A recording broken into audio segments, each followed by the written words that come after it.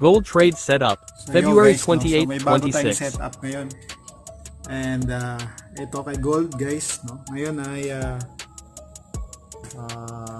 February 28, no?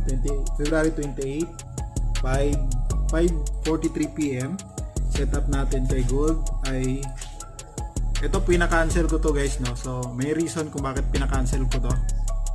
Okay, so dahil may iaangat pa siya. Okay, so ito, guys, yung setup ko ngayon for Gold, no? So itong zone na to, and then take profit din tayo dito sa 47.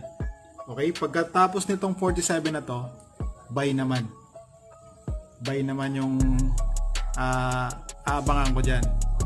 So magbabay ako sa 44, 45, tapos ang SL ko dito ay sa area na lang na to, 34. Yan yung validation ko, and then buy naman 43, 44. So 44 na siguro. And then ang tatargetin ko na itong buy na to ay nasa 3,000, no? 3KC gold. Yung pinaka max na TP, so possible mag all time high siya. Mag all time high siya ulit diyan.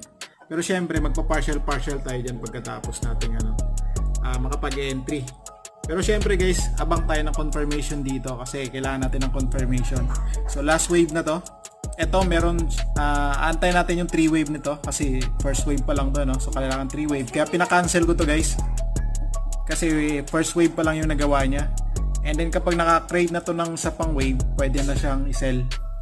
So sa area ng 2867.46 and stop loss 2871.15. So tingnan natin kung mag-play out. Kung may sell, okay lang, guys, no? So 2%, 3%, pwede nyo na itong mag-risk lang kayo. 30 pips lang naman 30 pips lang yung stop loss, hindi masyado masakit.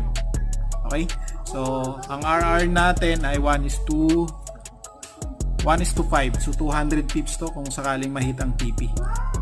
Okay, so palo na tayo kanina dito, 130 pips. So sana mag-play out tong pangalawang setup ngayon. Okay, so yan lang, guys. So good luck sa trade natin mamaya. Bye.